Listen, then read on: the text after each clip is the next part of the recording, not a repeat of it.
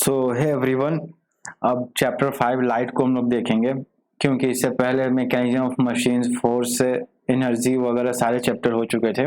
पहला chapter measurement था, उसके सारे क्वेश्चन आंसर सब चीज़ करा दिए जा चुके हैं। तो आप प्रीवियस वीडियोस को जाकर देख सकते हो। मैं यहाँ पर लिंक दे दूंगा या फिर ऊपर आई बटन पे, उस पर आप जाकर देख सकते हो।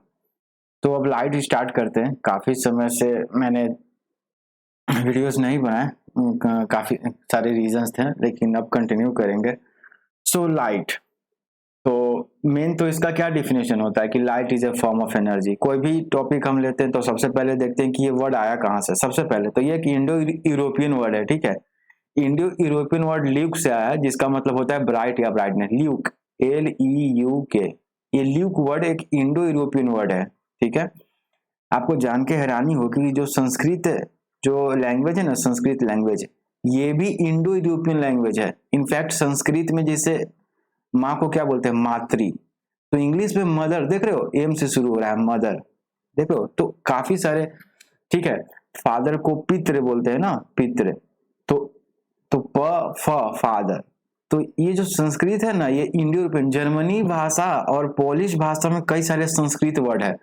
तो इसलिए ये इंडो यूरोपियन वर्ड है, ये इंडिया का अपना लैंग्वेज नहीं है, ये वहां से माइग्रेट हुआ है, ठीक है। तो इसीलिए संस्कृत भी इंडो यूरोपियन वर्ड है। लेकिन ल्यूक वर्ड है, तो काफी सारे लैंग्वेज ऐसे हैं जो इंडो यूरोपियन है, जिसमें एक संस्कृत भी है। लेकिन ये जो ल्यूक वर्ड है वो किसी और लैंग्वेज का होगा, लेकिन वो इंडो यूरोपियन ही है। तो जो ल्यूक वर्ड, इसका मतलब होता है ब्राइट या ब्राइटनेस। इसी ल्यूक वर्ड से लाइट वर्ड बना है, ठीक है। फिर लाइट क्या है, तो light is a form of energy. तो फिर एनर्जी क्या है, तो energy is the ability of doing work, है ना। एनर्जी, जितना ज्यादा एनर्जी होगा उतना ज्यादा वर्क कर सकेंगे। फिर एनर्जी कंजर्वेशन भी है कि energy can neither be created not be destroyed, it can only be change from one form to another. तो लाइट के पास भी अपना एनर्जी है। लाइट लाइट जो है ये फोटोन्स से कंस्टिट्यूट करता है। जैसे हर फंडामेंटल यूनिट क्या होता है, मैटर का एटम होता है ना। तो उसी तरह लाइट के अंदर फोटोन्स से नहीं होते। फोटोन्स एक बहुत ही सूक्ष्म पार्टिकल्स होते हैं। इनके बारे में पढ़ोगे कि इनके पास एनर्जी भी होता है, और इस एनर्जी को पता कितना लिखते हैं, hc/λ। यहाँ लैम्डा का मतलब वेवलेंथ हो गया, c मतलब स्पीड ऑफ लाइट हो गया, और h यहाँ पर प्लैंक कांस्टेंट हो गया। तो ये अभी नहीं देखना है, ये बाद में, बस अभी देख लो कि ऐसा कुछ होता है, ये बाद में आपको काम, आप देख पाओगे ऐसा कुछ होता है। तो लाइट के पास एनर्जी है, और वो एनर्जी इसके बराबर है, काफी मेहनत से निकला है, hc/λ। और प्लैंक नाम के साइंटिस्ट ने इसको डिराइव किया था कि इतना एनर्जी होता है। अगर वेवलेंथ पता है, स्पीड ऑफ लाइट तो हमें पता ही है, वैक्यूम में कितना होता है, 3 × 10⁸ मीटर, तो वहां से निकल जाता है। तो ये तो थोड़ा हो गया। अब देखते हैं कि अच्छा हाँ, कुछ मूवीज वगैरह में देखोगे, जैसे इंसेप्शन, इंटरस्टेलर में जाकर देखना, तो वहां पर टाइम को लेकर और ग्रेविटी को लेकर बहुत सारी बातें हुई हैं। दरअसल लाइट जो है, लाइट और टाइम एक दूसरे पर इंटरडिपेंडेंट करते हैं, बहुत ज्यादा। लाइट और टाइम एक दूसरे पर बहुत ज्यादा इंटरडिपेंडेंट है। उसको अभी तो ब्रीफ में नहीं करेंगे, बाद में कभी लेकिन यहाँ पर इतना जान जाओ। इसलिए मैंने एक थोड़ा सा एक चार्ट बनाया था, लाइट और ग्रेविटी और टाइम, ये तीनों आपस में बहुत ज्यादा इंटर रिलेटेड है।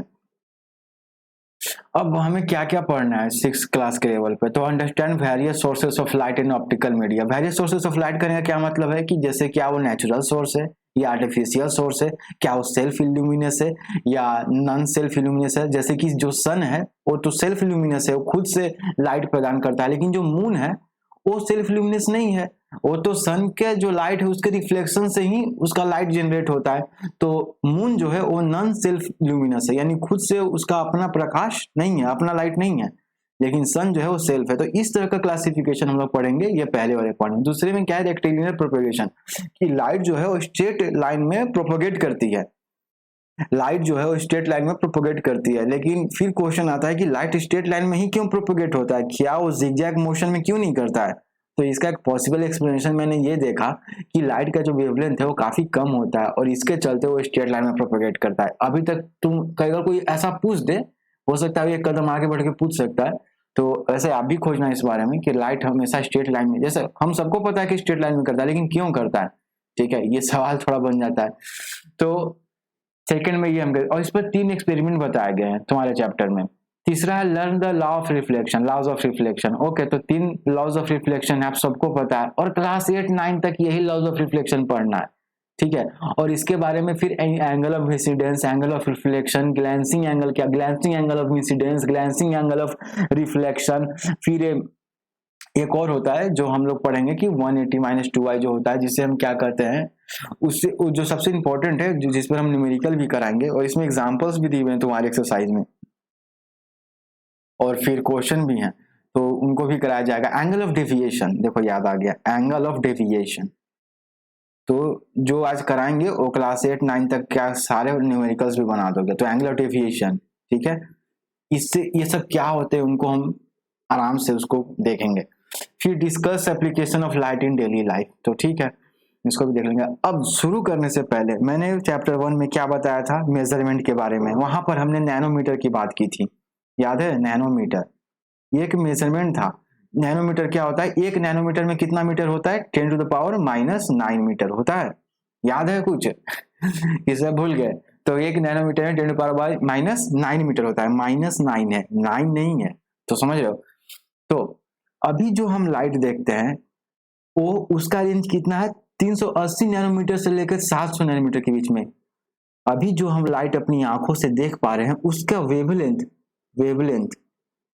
ठीक है, वेवलेंथ। अभी वेवलेंथ क्या होता है तो इसको अभी रहने दो, बस इतना जान लो कि अभी जो हमारे आंखों से जो लाइट हम देख पाते हैं वो जो 7 colour, violet, Indigo, blue, green, yellow, orange, red, जो रेनबो में जो 7 कलर दिखाई देते हैं, इनका रेंज 380 नैनोमीटर से 700 नैनोमीटर के बीच में होता है। इसी रेंज की लाइट को हम अपनी आंखों से देख पाते हैं। अगर 380 नैनोमीटर से कम का वेवलेंथ का लाइट है तो उसको हम नहीं देख पाएंगे। जैसे जो यहाँ पर देखो एग्जाम्पल भी दिया गया है, दिख रहा है, 100 नैनोमीटर से लेकर 400 नैनोमीटर के बीच में ये थोड़ा सा लैप्स हुआ है, लेकिन इसको अल्ट्रा वायलेट रेज करते हैं, इसे हम अपनी आंखों से नहीं देख पाते हैं, ठीक है। अल्ट्रा वायलेट रेज को इसे केवल महसूस कर सकते हैं थोड़ा, अल्ट्रा वायलेट 100 नैनोमीटर से लेकर 400 नैनोमीटर। फिर उसी तरह से इंफ्रारेड रेज हैं, तो 700 नैनोमीटर से ज्यादा जिनका वेवलेंथ है जिस लाइट का, उसको इंफ्रारेड कहते हैं। जैसे 700 नैनोमीटर से लेकर 1 मिलीमीटर, ये नैनोमीटर नहीं है, 1 mm है, ये नैनोमीटर नहीं है, 1 mm, ठीक है। 1 mm में कितना मीटर होता है, 10⁻³ मीटर, ठीक है। तो ये इंफ्रारेड में आ जाता है, तो इसको भी आप देख नहीं सकते हो। वैसे इंफ्रारेड का एक एप्लीकेशन भी था जो हम लोग ग्लोबल वार्मिंग में पढ़े थे, कौन से चैप्टर में, याद है, air and oxygen chapter, class 8 के चैप्टर नंबर 4 केमिस्ट्री में पढ़े थे कि इंफ्रारेड के रेज का क्या एप्लीकेशन ग्लोबल वार्मिंग में। तो ये थोड़ा सा इंट्रोडक्शन था, क्यों, क्योंकि आपको ये पता होना चाहिए कि हम सभी रेंजेस ऑफ वेवलेंथ के लाइट को हम नहीं देख पाते, हमारी आंखें उस तरह से नहीं बनी है, वो केवल 380 नैनोमीटर से 700 नैनोमीटर तक ही देख सकती है, ठीक है। तो ये चीज क्लियर हो जाए ताकि बाद में कंफ्यूजन हो, बाद में तुम्हें पता चले कि अरे ये तो आराम से चल रहा था, फिर ये सब कहाँ से आ गया। हमें भी ऐसा ही लगा था जब हम पढ़ रहे थे। तो अब आते हैं थोड़ा सा किस बारे में, स्पीड ऑफ लाइट को लेकर, थोड़ा सा, ज्यादा नहीं, थोड़ा सा डिस्कशन करेंगे स्पीड ऑफ लाइट को लेकर, क्योंकि स्पीड ऑफ लाइट बहुत ही इंपॉर्टेंट टॉपिक है। स्पीड ऑफ लाइट कैसे पता, तो पहले के समय में लोगों को लगता था कि स्पीड ऑफ लाइट कितना है, इनफाइनाइट है, अनंत है, यानी कि इसकी स्पीड इतनी है कि इसे मेजर ही नहीं कर सकते हैं, बहुत, ठीक है। पहले के समय में लोगों को क्या लगता था, या जो भी विद्वान रहे होंगे, जो भी लोग, उनको लगता था कि स्पीड ऑफ लाइट कितनी है, अनंत है, इनफाइनाइट है, लेकिन ये गलत है ना। आज तो हमें पता है कि स्पीड ऑफ लाइट वैक्यूम में, वाटर में नहीं, या किसी मीडियम में या एयर में नहीं, 3 × 10⁸ मीटर पर सेकेंड होता है, ठीक है। वैक्यूम में लिखना जरूरी है, वैक्यूम, वैक्यूम मतलब जिसमें कोई मीडियम ना हो, ना एयर हो, ना वाटर हो, इस तरह का कोई मीडियम ना हो, वो बिल्कुल खाली हो, स्पेस हो, स्पेस में कह सकते हो।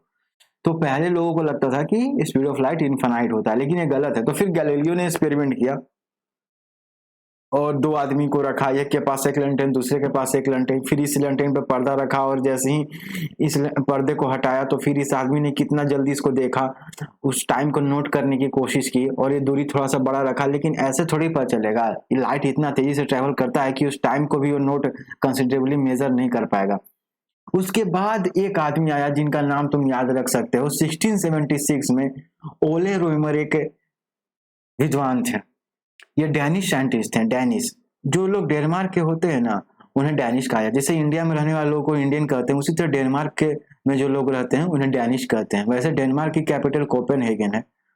तो ओले रोइमर ने देखा कि जुपिटर के मून्स को इन्होंने पढ़ा, जुपिटर के जो भी चांद है, वैसे पूरे सोलर सिस्टम में सबसे ज्यादा जो सैटेलाइट है, नेचुरल सैटेलाइट, वो किस प्लेनेट के हैं? सैटर्न के हैं। सैटर्न के पास कितने मून है ये लिखना कमेंट सेक्शन में, और जुपिटर के पास कितने मून है ये भी लिखना। तो जुपिटर के मून्स को पढ़ा और उनके एक्लिप्स को पढ़ा। एक्लिप्स क्या होता है इसको बाद में भी देखेंगे हम लोग चैप्टर में। एक्लिप्स को पढ़ा, उन्होंने देखा कि जब एक्लिप्स बहुत जल्दी हो रहे थे, जब बहुत जल्दी टेक प्लेस कर रहे थे, जब अर्थ जो है वो जुपिटर के नजदीक था, ठीक है, और एक्लिप्स जल्दी टेक प्लेस नहीं कर रहे थे, वो देर से प्लेस कर रहे थे। वो एक्लिप्स का मतलब होता है ग्रहण, ग्रहण बोलते हैं ना, सूर्य ग्रहण, चंद्र ग्रहण। तो ये ग्रहण जुपिटर के मून्स पर जल्दी टेक प्लेस कर रहे थे जब जुपिटर के नजदीक अर्थ था, ठीक है, जब अर्थ था। आपको पता है कि जो प्लैनेट होते हैं वे राउंड में नहीं घूमते हैं, वो एक्लिप्स मैनर में घूमते हैं, इस तरह, ठीक है, वो ऐसे नहीं घूमते हैं सन के अकॉर्डिंग, इस तरह से नहीं, बिल्कुल राउंड नहीं होता है उनका जो पाथ है ग्रह का, प्लेनेट का, वो एक्लिप्स होता है। एपोरिजी पेरिजी इसमें पढ़ना होता है, जो भी है। तो उन्होंने इस तरह से देखा कि इसका मतलब लाइट का स्पीड क्या है? फाइनाइट है। ये इनफाइनाइट नहीं हो सकता है, कुछ ना कुछ इसका वैल्यू जरूर होगा, क्योंकि जब अर्थ नजदीक है तो वहां ग्रहण जल्दी हो रहा है, अर्थ दूर है तो ग्रहण लेट से हो रहा है जुपिटर से। जब तो इस तरह उन्होंने कहा कि नहीं, लेकिन इन्होंने कैलकुलेट नहीं किया। फिर 1849 में हिप्पोलाइट फेजो ने आए और इन्होंने कहा कि इन्होंने कोशिश की और इन्होंने जो भी कैलकुलेशन भी किया इन्होंने, वो काफी हद तक सही भी था। फिर इन्हीं के देखा इसी कुछ अच्छे एडवांस मॉडल के रूप में अल्बर्ट माइकलसन ने 1920 में भी एक्सपेरिमेंट किया कैलिफोर्निया में, साउदर्न कैलिफोर्निया जो कि अमेरिका में है। और वहां से उन्होंने जो सेटअप लगाया था, बहुत अच्छा सेटअप था। दरअसल ये सब एक्चुअल टेक्स्ट बुक में तो नहीं पढ़ना, लेकिन आप इसको अपने लिए पढ़ सकते हो क्लास 11 के एस.सी. बर्मा के सेकंड चैप्टर में, ये सेकंड लास्ट चैप्टर में। और वहां से लाइट का स्पीड 3 × 10⁸ मीटर पर सेकंड ये आ रहा था।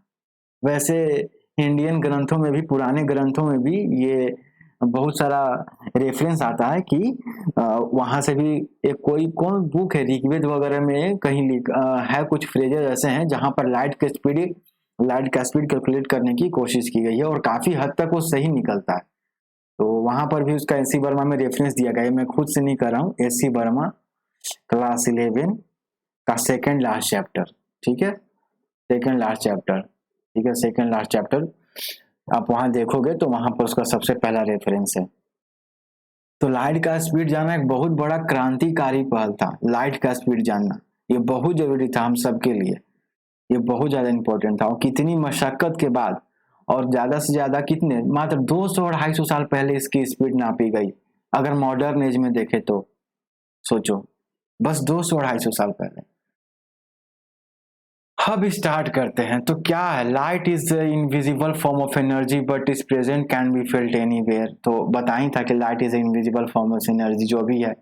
और एनर्जी क्या होता है? तो energy is the ability of doing work. कम से कम आपके लेवल पे तो चलेगा ही डेफिनेशन। तो light is very important form of energy involve in our daily life, तो ये हम सबको पता ही है। और नेचुरल सोर्स ऑफ लाइट, तो नेचुरल जैसे सन हमारा नेचुरल, सबसे बड़ा नेचुरल सोर्स ऑफ लाइट है सन। और आर्टिफिशियल सोर्स जो हमारे यहाँ इलेक्ट्रिक बल्ब होते हैं। वैसे आपको बता दूं, एडिसन ने जब इलेक्ट्रिक बल्ब का सबसे पहले बार आविष्कार किया, कई बार फेल होने के बाद भी, उस समय इलेक्ट्रिक बल्ब बनाने के बाद वो दुनिया के सबसे one of the top richest आदमी बन गए थे। ठीक है, दुनिया के one of the most top richest आदमी बन गए थे एडिसन, इलेक्ट्रिक बल्ब बना के। हालांकि वो इतनी आसानी से नहीं बना था, कई बार फेल हुए थे, लेकिन फिर अंत में। इफ ए पर्सन, किधर गया? अच्छा, इसमें ये भी लिखा हुआ है कि मान लो कोई आपके रूम में सोफा रखा हुआ है, ठीक है, सोफा रखा हुआ है आप, और अभी रूम का लाइट बंद है तो आप सोफा को नहीं देख पाओगे, लेकिन रूम का लाइट ऑन होता है तो आप सोफा को देख पाते हो। ऐसा इसलिए क्योंकि जो लाइट है वो सोफा से रिफ्लेक्ट होके आपकी आंखों में आ रहा है। ओके, ऐसा नहीं है कि आपकी आंखों से लाइट निकल रहा है, ये समझना जरूरी है। आपकी आंखों से लाइट नहीं निकल रहा है। अगर ऐसा होता तो अंधेरे कमरे में भी आप सोफा को देख पाते।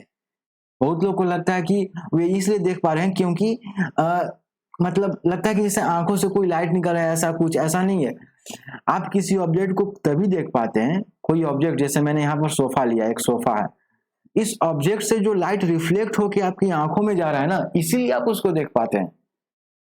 ठीक है, क्लियर हुआ? यही लिखा हुआ है यहाँ पर, आप यहाँ पर इस लाइन को पढ़ोगे, इफ ए, किधर गया, अभी नीचे इसको दिखाएगा ये बहुत इंपॉर्टेंट कंसेप्ट है कि कोई भी चीज को आप इसलिए, मैं फिर से रिपीट कर रहा हूं, कोई भी ऑब्जेक्ट को आप इसलिए देख पाते हैं क्योंकि उस ऑब्जेक्ट से लाइट रिफ्लेक्ट होकर आपकी आंखों तक आता है, फिर आपकी आंखों में उसका इमेज बनता है और तब आप उसको परसीव कर पाते हो।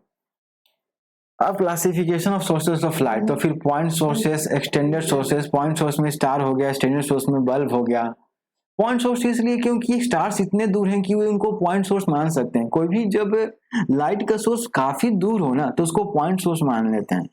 ठीक है, जैसे स्टार्स तो काफी मिलियंस ऑफ मिलियंस किलोमीटर दूर हैं, तो इसलिए उसे पॉइंट सोर्स मान लेते हैं।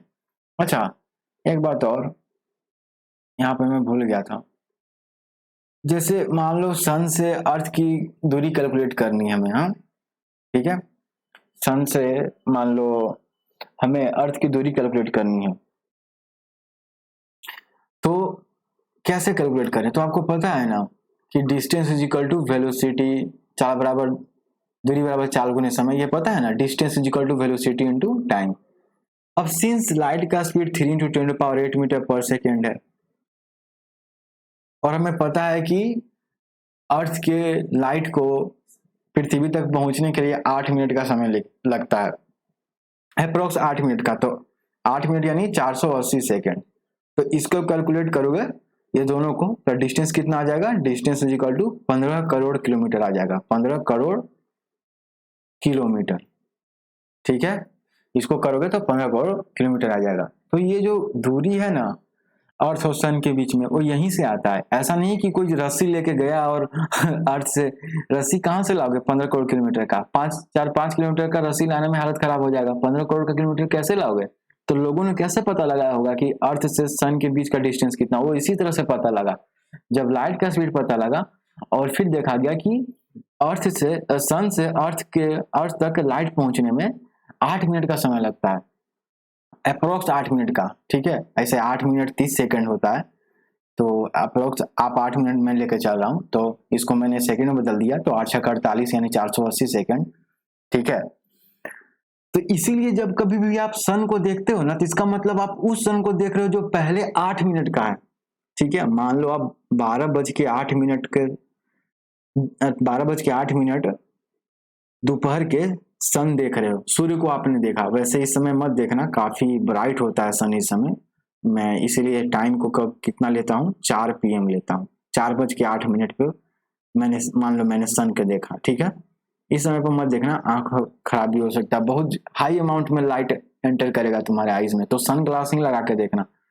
लेकिन मैं देखता हूँ कि 4:08 पे मैंने सन को देखा, तो मैं 4 बजे वाले सन को देख रहा हूँ, क्योंकि जो भी मैंने कहा ना कि 8 मिनट लेट रहता है, जो रोशनी पहुंचती है ना सन की यहाँ पर, वो 8 मिनट देरी से पहुंचती है, एग्जैक्ट नहीं है, क्योंकि दूरी है ना बीच में। 15 करोड़ किलोमीटर को तय करने के लिए लाइट को कुछ तो समय लगेगा, 15 करोड़ किलोमीटर है, काफी ज्यादा दूरी है। 1 करोड़, 2 करोड़, 3, 4, 5, 6, 7, 8, 9, 10, 11, 12, 13, 14, 15 करोड़ है, लाख भी नहीं है।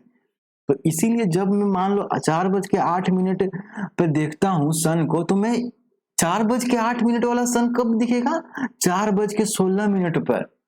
4:16 पर सन देखोगे तो ये कौन सा सन दिखेगा, जब वो 4:08 पे था। 4:08 पे तुम सन देखोगे तो ये उस समय का सन नहीं है, ये 4 बजे वाला सन है। ठीक है, आ रही बात समझ में? तो ये चीज होता है, थोड़ा सा ये चीज बता रहा था कि कैसे कैलकुलेट किया गया होगा इसी को, क्योंकि भाई कई बार तो क्लियर हुआ कैसे कैलकुलेट हुआ होगा सन और अर्थ के बीच का डिस्टेंस। तो आई होप कि क्लियर हुआ होगा। फिर आगे बढ़ते हैं, तो classification of sources of light हम लोग देख रहे हैं। तो बेस्ड ऑन साइज देखा, फिर बेस्ड ऑन कोल्डनेस और हॉटनेस। तो ग्लो वर्म क्या होता है, जुगनू, जो रात में आप देखते हो, जो वो एक क्या बोले उसको, बटरफ्लाई की तरह एक रहता है जो चमकते रहता है, जिसे हम जुगनू कहते हैं, तो उसी को इंग्लिश में ग्लो वर्म बोलते हैं। तो ग्लो वर्म को कोल्ड सोर्सेस हैं, ठीक है, लाइट के, और हॉट सोर्सेस में तो जानते ही हो सन हो जाएंगे। फिर मून भी आप कोल्ड सोर्स में ले सकते हो। बोलते हैं ना कि चंद्रमा की शीतल चांदनी। जब कभी भी आप हिंदी में लिटरेचर वगैरह पढ़ोगे या कविता, तो कई बार लिखता है कि चंद्रमा की शीतल चांदनी। चांदनी तो शीतल क्यों कहा जाता है? क्योंकि वो कोल्ड सोर्सेस है। हालांकि चांद के पास अपना कोई लाइट नहीं है, वो सूर्य के लाइट को ही रिफ्लेक्ट कर देता है अर्थ पे, लेकिन सूर्य के लाइट हॉट सोर्सेस में आएगा, चांद का जो है वो कोल्ड सोर्सेस में आएगा। ठीक है। फिर based on emission of light, तो सेल्फ इल्यूमिनस सन हो गया, जो खुद से जिनके पास इसके अंदर सन के अंदर हमेशा न्यूक्लियर फ्यूजन हो रहा है। फ्यूजन नहीं हो रहा है, न्यूक्लियर फ्यूजन होता है। ठीक है। फ्यूजन और फ्यूजन में बहुत अंतर है। एक होता है न्यूक्लियर फ्यूजन, तो सन के अंदर इसके द्वारा एनर्जी प्रोड्यूस होता है, लेकिन आपके जो यूरेनियम प्लांट्स है ना, जहां से न्यूक्लियर एनर्जी प्रोड्यूस होती है, उसमें न्यूक्लियर फ्यूजन होता है। ठीक है। अर्थ के अंदर लगातार क्या होता है,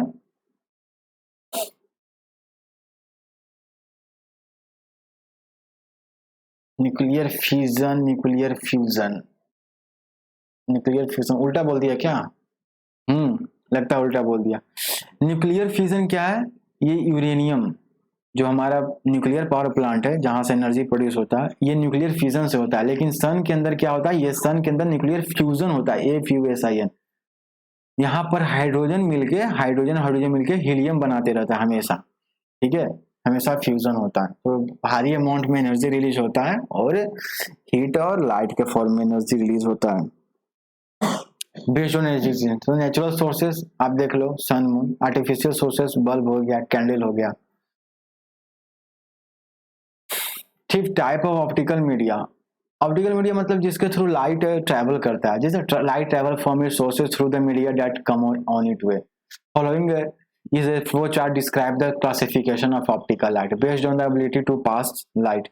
एक तो transparent medium, translucent medium, opaque medium. Transparent medium जिसमें लाइट पूरी तरह से पास कर जाए कंप्लीटली। ट्रांसलूसेंट मीडियम जिसमें लाइट पार्शियली पास करे।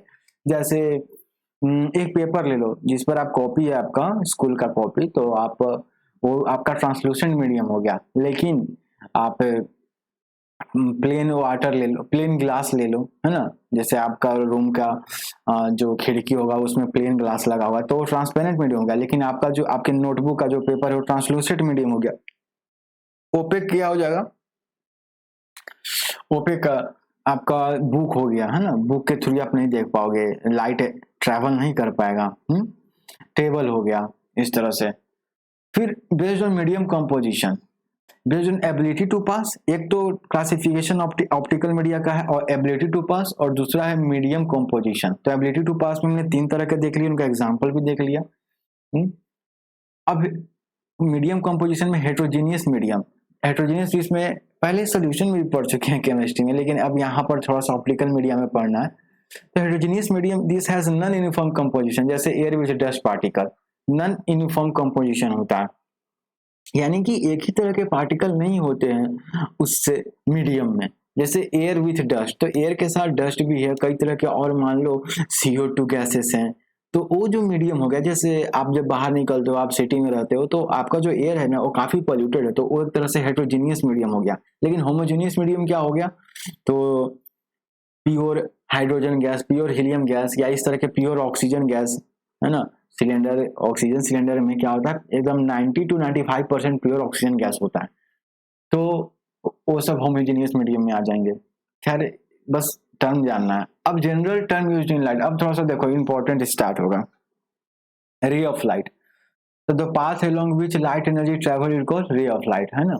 रे ऑफ लाइट, ये एक रे ऑफ लाइट हो गया, पाथ, है ना, path through which light energy travel. लेकिन अगर इसी तरह के कई सारे रे का कलेक्शन बना दूं, इसको क्या कहेंगे? Beam of light. ठीक है, बीम ऑफ लाइट। एक अकेला क्या है? Ray of light. The path along which the energy light energy travel is called ray of light. लेकिन अगर इसी रे ऑफ लाइट का क्या करूं, कलेक्शन बना दूं, ग्रुप बना दूं, तो क्या हो जाएगा? बीम ऑफ लाइट कहलाएगा। देखो यही लिखा हुआ है बीम ऑफ लाइट। फिर convergent beam of light, the collection of light rays from different direction that meet at a point. कई सारे जगहों से लाइट रे आ रही हैं और वो किसी एक पॉइंट पर लग रहा है मिल रही हैं। ठीक है, कई सारे रे ऑफ लाइट जा रही हैं, ये इसलिए दिखाया जा रहा है कि ये डायरेक्शन है, यानी कि लाइट किधर से, मान लो इधर वेस्ट है इधर ईस्ट है, तो ये जो लाइट रे है ना, ये लाइट रे किधर से किधर जा रहा है, वेस्ट से ईस्ट, इसलिए ऐसा किया जाता है। ये डिजाइन नहीं है, ये डायरेक्शन दिखाने के लिए है। तो वेस्ट से ईस्ट, तो ये जो लाइट रे जाएंगी ये वेस्ट से ईस्ट, ये किसी पॉइंट पे जाके मिल रही है, तो हम क्या कहते हैं कि ये जो ग्रुपिंग है ना, ये जो ग्रुप है, ये जो बीम ऑफ लाइट है, क्योंकि ये भी तो बीम ऑफ लाइट है, ये रे ऑफ लाइट का कलेक्शन है, तो ये जो रे ऑफ लाइट का कलेक्शन यानी ये जो बीम ऑफ लाइट यहाँ जो बन रहा है, इसी को बोलेंगे कन्वर्जेंट बीम ऑफ लाइट। ठीक है, कन्वर्जेंट बीम ऑफ लाइट, ऐसा बीम ऑफ लाइट, ऐसा बीम ऑफ लाइट जो जो कहीं जाके किसी पॉइंट पे जाके मिल रहे हैं, उन्हें क्या कहेंगे, कन्वर्जेंट बीम ऑफ लाइट। अब इसका अपोजिट ये होगा कि अगर किसी एक पॉइंट से कई सारे लाइट रे निकल रहे हैं, देखो कई सारे लाइट रे निकल किसी एक पॉइंट से, तो हम क्या कहेंगे इसको, divergent beam of light. A collection of light रे from A point two different direction is called divergent beam of light. ठीक है, divergent beam of light, divergent beam of light, ये हो गया। यहां पर कन्वर्जेंट में क्या हो रहा है, किसी एक पॉइंट पे सारे जो रे ऑफ लाइट है यानी जो बीम ऑफ लाइट है वो आके मिल रहे थे, लेकिन यहां पर जस्ट उल्टा है, यहां पर किसी एक पॉइंट से कई रे ऑफ लाइट क्या हो रहे हैं, एक्सटेंड हो रहे हैं, वो बाहर निकल रहे हैं। ठीक है, डिफरेंट डायरेक्शन में रे ऑफ लाइट बाहर निकल रहे हैं, बीम ऑफ लाइट निकल रहे हैं, तो इसलिए ये इंपॉर्टेंट रहता है। अब से याद रहेगा, intensity of light, the light energy emitted per unit surface area of light sources पर यूनिट टाइम।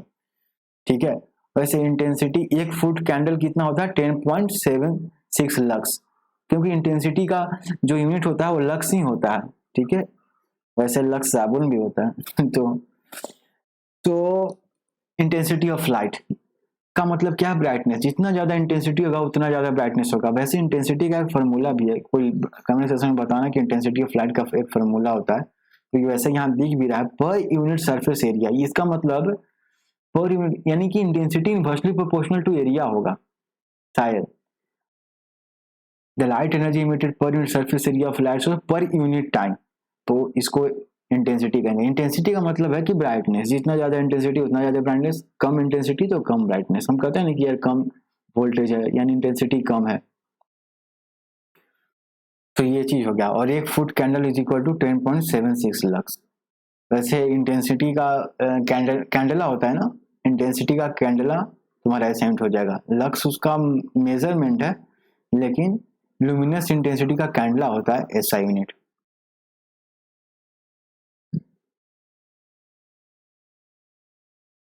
एक मिनट एक फुट कैंडल इंटेंसिटी का मुझे लगता है लक्स ही है, यहाँ लुमिनस इंटेंसिटी है, इसका कैंडल होगा, candle power. Luminosity, the amount of light emitted by light source per unit time, the amount of light emitted by light source per unit time irrespective of the area of light source is called luminosity। तो intensity और luminosity में अंतर है, intensity area पर depend कर रहा है, area पर डिपेंड है, लेकिन luminosity not depend on area, ये केवल इतना देखता है कि कोई light source per unit time में कितना अमाउंट ऑफ लाइट को एमिट कर रहा है। लेकिन इंटेंसिटी ऑफ लाइट, इंटेंसिटी में क्या होता है कि कोई लाइट सोर्स है वो पर यूनिट सरफेस एरिया कितना एमिट कर रहा है पर यूनिट टाइम में। तो इंटेंसिटी ऑफ लाइट एरिया पर डिपेंड कर रहा है, ल्यूमिनोसिटी एरिया को नहीं देखता है और एरिया पर डिपेंड नहीं करता है। तो luminosity the amount of light emitted by light source per unit time irrespective of the area of light source is called luminosity. ठीक है, ये हो गया। तो यहाँ पे याद भी रख सकते हो, आगे क्वेश्चन एक्सरसाइज में एक फुट कैंडल इक्वल टू कितना होता है, तो 10.76 लक्स। ठीक है, वैसे 10.76 से मुझे याद आया कि ये जो वाटर का जो हाइट होता है ना एक एटमॉस्फेरिक प्रेशर पे, अगर वाटर का मैं हाइट देखो तो वो भी 10.76 मीटर ही होता है। जैसे एक एटीएम में कितना होता था, 76 सेंटीमीटर ऑफ एचजी होता था ना, मरकरी का 76 सेंटीमीटर ऑफ एचजी होता था, ऑफ वाटर लिख दो। यार ये अभी नहीं समझ में आएगा, लेकिन बाद में आज जरूर आएगा जब हाइड्रोस्टैटिक पढ़ोगे। तो एक lumen is equal to 12.56 candle power होता है। ये याद रखने के लिए होगा। इस पर कोई क्वेश्चन तो नहीं है बनता है, लेकिन अगर कभी कुछ हो जाए तो आप से रख सकते हो। तो इंटेंसिटी ऑफ लाइट का एसआई यूनिट क्या हो जाएगा, लक्स हो जाएगा, और ल्यूमिनोसिटी का एसआई यूनिट क्या हो जाएगा, कैंडेला पावर हो जाएगा। अब रेक्टिलिनियर प्रोपेगेशन ऑफ लाइट, मैंने कहा था कि लाइट हमेशा स्ट्रेट लाइन में प्रोपोगेट करता है, और ये जो एग्जांपल है ये एनसीईआरटी और हर बुक में दिया रहेगा। यहाँ पर 3 तरह के बोर्ड लेंगे, बोर्ड ए, बोर्ड बी, बोर्ड सी। अब ये तीनों जो इस होल है, इन तीनों को एक एक सिरे पर रखोगे, एक ही सिरे पर रखोगे, ठीक है, तो यहाँ एक इमेज बनेगा, मतलब यहाँ पर एक लाइट इमेज। लेकिन अगर एक को भी ऊपर कर दिया, नीचे कर दिए, तो यहाँ पर लाइट स्पॉट, यहाँ पर क्या मिल रहा है, लाइट स्पॉट। लेकिन अगर किसी को मान लो बोर्ड बी को थोड़ा ऊपर कर दिए, तो क्या यहाँ पर लाइट स्पॉट बनेगा वॉल पे, यहाँ कैंडल है, नहीं बनेगा, नहीं बन रहा था, ठीक है। जब आप करोगे एक चीज तो नहीं, अगर किसी को भी ऊपर नीचे कर दिए तो यहाँ पर लाइट स्पॉट नहीं बनेगा। इसका मतलब ये हुआ कि लाइट जो है वो हमेशा स्ट्रेट लाइन में ट्रेवल करती है। और ऐसा ये क्यों होता है, स्ट्रेट लाइन में ट्रेवल क्यों करती है, थोड़ा सा जटिल क्वेश्चन है, लेकिन इसका एक पॉसिबल एक्सप्लेनेशन ये है क्योंकि इसके पास इसका एक स्मॉल वेवलेंथ है, ठीक है, स्मॉल वेवलेंथ के चलते स्ट्रेट लाइन में ट्रेवल करती है। ऐसा कर सकते हो तुम अपने लेवल पे। हालांकि तुम अगर इंटरेस्टेड हो तो और भी पता करो, अपने क्लास टीचर से पूछो, मैडम या जो भी सर पढ़ाते हैं। वैसे हो सकता है 2 थप्पड़ मारते हुए बोलेंगे कि जितना पढ़ना उतना ही पढ़ो, लेकिन अगर अच्छे सर होगा, मैडम होंगे, तो जरूर कोशिश करेंगे, या वे कहेंगे कि नहीं ठीक है मैं कल पता करके आऊंगा, या आज पता करके आऊंगा, या फिर मैं कभी तुमको बता दूंगा, ऐसा बोलेंगे भाई। तो आराम से पूछना। तो ये चीज हो गया। अब ये इसी तरह के एक्सपेरिमेंट एक और दिया हुआ है जिसमें पिन होल कैमरा बनाया जाएगा। तो पिन होल कैमरा का एक्सपेरिमेंट आप खुद भी पढ़ सकते हो। बस एक चीज याद रखना कि पिन होल कैमरा में जो ऑब्जेक्ट का जो इमेज जो बनता है ना, वो अपसाइड डाउन होता है, यानी कि उल्टा इमेज बन जाता है। सर की जगह पैर रहेगा, पैर की जगह सर रहेगा, इमेज इज अपसाइड डाउन, ठीक है। और बाकी बताया गया है कि कैसे होल ज्यादा बड़ा भी नहीं होना चाहिए, नहीं तो फिर वो क्या होगा, ब्लर इमेज आ जाता है। देखो प्रिकॉशन में तीसरा पॉइंट क्या लिखा हुआ है, although the bigger pin hole brighter will be image form, do not make the hole huge in size as too big hole give blurred images. तो ये प्रिकॉशन है, और चाहो तो घर पर बना सकते हो इसको। काफी मजेदार एक्सपेरिमेंट है, इस तरह का एक्सपेरिमेंट करने भी चाहिए। एम क्या है, to construct simple pin whole camera. Principle क्या है, किस प्रिंसिपल पर काम करता है pin whole camera, the working of a pin hole camera is based on the electronic propagation of light. तो अगर क्वेश्चन आता है कि किस प्रिंसिपल पे पिन होल कैमरा काम करता है, तो आप लिखोगे the working of a pin hole camera is based on electronic propagation of light. Okay, अब electronic propagation of light is applied in 2 most prominent natural phenomena like formation of shadow and eclipse. Eclipse का मतलब क्या होता है, ग्रहण, है ना। तो अब natural occurrence of electronic propagation of formation of shadow, formation of eclipse, solar eclipse और लूनर एक्लिप्स। देखो सोलर एक्लिप्स यानी कि सूर्य ग्रहण, सूर्य ग्रहण, और लूनर एक्लिप्स यानी कि चंद्र ग्रहण। मेरा हिंदी ठीक है थोड़ा सा तो अब देखो सोलर एक्लिप्स कब होता है, ध्यान से सुनना, ग्रहण सोलर एक्लिप्स यानी सूर्य ग्रहण कब होगा, जब सूर्य यानी कि सन और अर्थ के बीच में कौन आ जाएगा, मून आ जाएगा, तभी तो ग्रहण लगेगा। हम क्यों ग्रहण करें, क्योंकि हम अपने तरीके से देख रहे हैं। हम लोग कहाँ रहते हैं, अर्थ पे, तो मैं अर्थ पे खड़ा होकर देख रहा हूँ कि मुझे सन का कुछ पार्ट नहीं दिख रहा है, सन का केवल आउटर पार्ट मुझे दिख रहा है, बाकी पार्ट दिख ही नहीं रहा है मुझे। इसका मतलब सूर्य पर हम, मैं क्या कहूंगा अर्थ पर खड़ा हो गया कि सूर्य पर ग्रहण लग गया है, इसीलिए सूर्य ग्रहण नाम है, ठीक है। हम अपने हिसाब से नाम देते हैं इसको। फिर चंद्र ग्रहण कब होगा, जब हमें चंद्रमा नहीं दिखेगी। कब नहीं दिखेगा, जब देखो नीचे के सोर्स में, जब क्या होगा,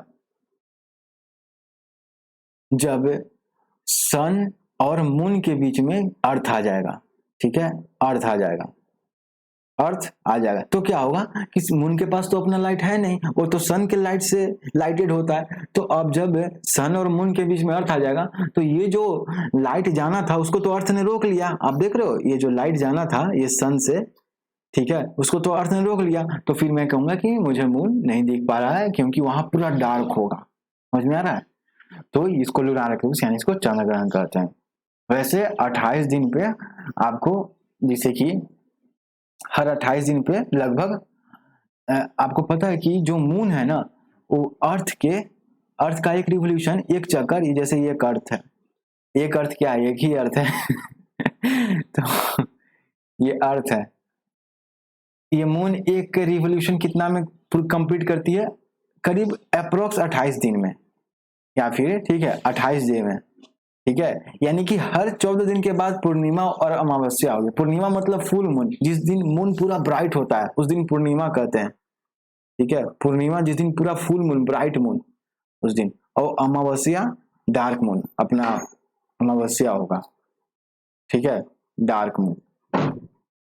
तो हर 14 दिन पे पूर्णिमा और अमावस्या होगी, क्योंकि 28 दिन लगता है एक रिवोल्यूशन में मून को अर्थ का करने पे। तो इस तरह से सोलर एक्लिप्स का मतलब सूर्य ग्रहण, यानी कि सूर्य को हम लोग नहीं देख पाते, उसका केवल आउटर पार्ट दिखता है उस दिन, जिस दिन सूर्य ग्रहण होता है। ऐसा इसलिए होता है क्योंकि बीच में मून आ जाता है, हमारे और सूर्य के बीच में मून आ जाता है, इसलिए सूर्य ग्रहण। याद रहेगा, मैं बहुत दिन कंफ्यूज रहता था इसमें।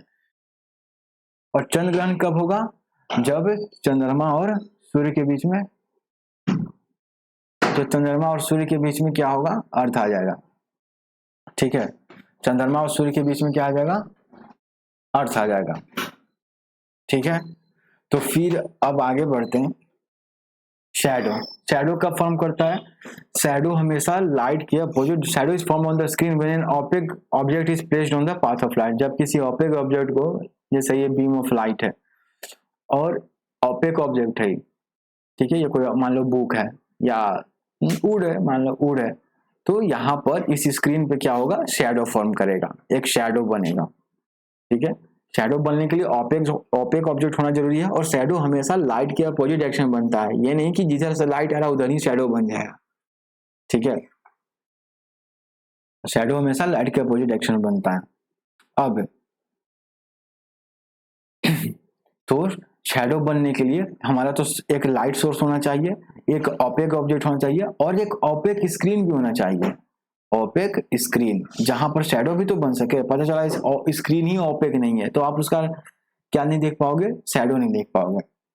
तो अब पढ़ते हैं कि उब्रा रीजन क्या होता है, उम्ब्रा रीजन, और एक होता है पेनुब्रा रीजन। तो जो सबसे डार्कर रीजन ऑफ शैडो क्या होता है, उम्ब्रा रीजन, और जो पार्शियली डार्कर होता है उसको पेनम्ब्रा रीजन बोलते हैं। देखो जैसे यहाँ पर बताता हूँ क्या होता है। जैसे एक्सटेंडर सोर्स, मान लो ये मरकरी है, मरकरी बड़ा वाला जो मरकरी आता है, जो मरकरी लाइट होता है, और एक बॉल है, बॉल खेलने वाला बॉल। तो यहाँ से जो इस पर क्या बनेगा, इतना बड़ा शैडो बनेगा, ठीक है। ये एक ओपेक स्क्रीन पे क्या बनेगा, शैडो बनेगा। लेकिन ये जो दूरी होगा ना, इतना, ये काफी डार्कर होगा। बोलते हैं ना कि बीच वाला पार्ट काफी डार्कर होता है शैडो में भी, और बाकी जो ये जो पार्ट होंगे, इसके ऊपर और इसके ऊपर इतना नीचे, ये कम डार्कर होंगे, यानी पार्शियली डार्कर होंगे। इसलिए जो रीजन बहुत डार्कर है उसको उम्ब्रा रीजन, और जो रीजन पार्शियली डार्कर है उसको पेनम्ब्रा रीजन, ठीक है। यहाँ पी साइलेंट नहीं है, आप चेक कर सकते हो ये गूगल पे भी, यहाँ पर पी साइलेंट नहीं है, इसको पेनम्ब्रा रीजन ही बोलते हैं। फिर ये तो हो गया एक्सटेंडेड सोर्स ऑफ लाइट। लेकिन अगर पॉइंट सोर्स है, मान लो कोई एक छोटा सा एलईडी बल्ब है, तो इससे फिर उसी बल्ब का लाइट को देखेंगे तो ये हो गया हमारा उम्ब्रा रीजन, ये जो काफी डार्कर होता है। और ये जो थोड़ा सा हो गया पेनम्ब्रा रीजन, जो पार्शियली डार्कर है, जो कम डार्कर है। तो आप देख रहे हो कि जब भी extended source of light use कर रहे हैं ना, तो उम्ब्रा रीजन क्या है, स्मॉल है, और पेनम्ब्रा रीजन क्या है, लार्ज है। लेकिन जब भी पॉइंट सोर्स का यूज करते हैं तो उम्ब्रा रीजन ज्यादा बड़ा होता है और पेनम्ब्रा रीजन कम बड़ा होता है, ठीक है। तो ये चीज देख सकते हो कि एक्सटेंडेड सोर्स में उम्ब्रा रीजन छोटा होता है और पॉइंट सोर्स में उम्ब्रा रीजन बड़ा होता है, ये चीज होता है। फिर interesting fact due to rectilinear propagation of light, तो बर्ड फ्लाइंग, तो जो बर्ड्स फ्लाई करते हैं हाई इन द स्काई, ठीक है, हाई इन द स्काई होना जरूरी है, वरना अगर वो जमीन के काफी नजदीक कोई बर्ड अगर फ्लाई करिए तो उसका भी शैडो बनेगा। लेकिन अगर कोई बर्ड बहुत हाई फ्लाई कर रही है अर्थ से, अर्थ के सरफेस से, तो उसका शैडो नहीं बनेगा। ऐसा इसलिए होता है ना कि देखो ये जो सन है और यहाँ बर्ड है काफी हाई है, तो अब इसका जो शैडो बन रहा है वो तो इधर ही बन जा रहा है, जैसे उम्ब्रा रीजन तो यही बन गया। लेकिन यहाँ तो कोई स्क्रीन है नहीं, क्योंकि यहाँ जमीन तो यहाँ पर है, ये हमारा अर्थ है, लेकिन इसका उम्ब्रा रीजन तो यहीं पर बन गया। आप देख रहे हो जो सन है ये एक पॉइंट सोर्स है, क्योंकि सन तो काफी दूर है, 15 करोड़ किलोमीटर दूर है हमसे, तो ये पॉइंट सोर्स की तरह काम करेगा। तो आप देखोगे ये जो बर्ड है ये काफी हाई फ्लाई कर रही है, तो इसका उम्ब्रा रीजन यही बन गया, और इसका पेनम्बरा रीजन नीचे बन रहा है। ठीक है, इसका पेनम्बरा रीजन नीचे बन रहा है, तो नीचे पेनम्बरा रीजन बन रहा है बर्ड का, तो पेनम्बरा रीजन तो पार्शियली डार्कर होता है, वो तो डार्कर ना के बराबर डार्क होता है। तो इसीलिए जो बर्ड्स हाई फ्लाई करते हैं, काफी ऊंचा उड़ान भरते हैं, उनका शैडो हमें पृथ्वी पर बनता हुआ नहीं दिखता। लेकिन अगर यही बर्ड जमीन के आसपास अगर थोड़े समय के लिए है तो उसका शैडो जरूर बनेगा, क्योंकि उसका उम्ब्रा रीजन कहाँ फॉल कर जाएगा, जमीन पे ही फॉल कर जाएगा। तो dark region of shadow is not reaching the earth. देख रहे हो, डार्क रीजन ऑफ शैडो किसका, बर्ड का, जो हाई फ्लाई कर रही है। Therefore the shadow of the bird is not seen on the surface of earth. Eclipse is a shadow of A glacial body on the other body. ठीक है, eclipse is a shadow of glacial body. Glacial body जो space में जो bodies होते हैं, जैसे हमारा planet हो गया, सन हो गया, स्टार हो गए, वो सब ग्लेशियल बॉडी हो गया। तो eclipse is a shadow of A glacial body on the other body. तो सोलर एक्लिप्स के बारे में बता दिया। अब इसमें भी पेनम्बरा रीजन, अम्ब्रा रीजन, जहां पर सबसे ज्यादा डार्कर होगा उसको अम्ब्रा रीजन, और बाकी जो पार्शियल डार्क होगा उसको, तो ये क्या है, हमारा सोलर इक्लिप्स है। क्यों? क्योंकि सूर्य पर ग्रहण लग गया, बीच में मून आ गया, हमारे और सूर्य के बीच में मून आ गया, हमें थोड़ा अलग कर दिया मून ने, तो हम कहेंगे सूर्य पर ग्रहण आ गया। तो ये उम्ब्रा रीजन, और बाकी जो ये है वो पेनम्बरा रीजन। ठीक है, तो दिस ओकर on the day when the moon is not seen on a full moon day. Full moon day पे ऐसा होता है।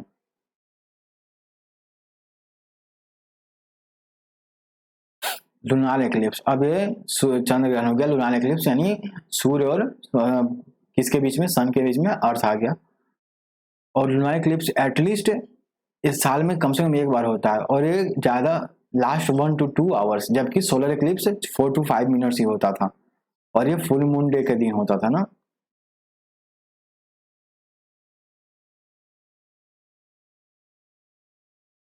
क्योंकि फुल मून डे के दिन ऐसा इसलिए भी होगा ना, क्योंकि इस दिन जो है ना maximum amount of light moon receive करेगा, क्योंकि एक सिद्ध में आ गया ना हम लोग। तो इसीलिए this occurs on a day when the moon is not seen, that is on a full moon day. The umbra region of this shadow of moon formed on earth is called total solar eclipse. और जो पेनिम्बरा reason है जहां पर partial shadow form कर रहा है उसको क्या कहेंगे, पार्शियल लूनार एक्लिप्स, उस जगह पे।